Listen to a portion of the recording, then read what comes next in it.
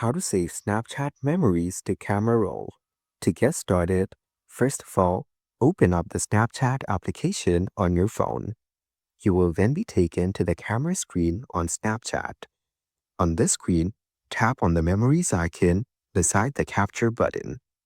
Here, you can view your Snapchat memories, flashbacks, and also camera roll. Tap on the flashback from here.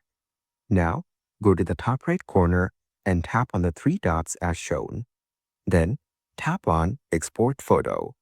You can see all the sharing options below, such as copying the link, WhatsApp, Messenger, etc. Swipe left to find the download option. Then, tap on Download to save the snap. You have successfully saved this Snapchat memory. You can repeat the same to save any other Snapchat memory you want to save. Following these steps, you can easily save Snapchat memories to camera roll.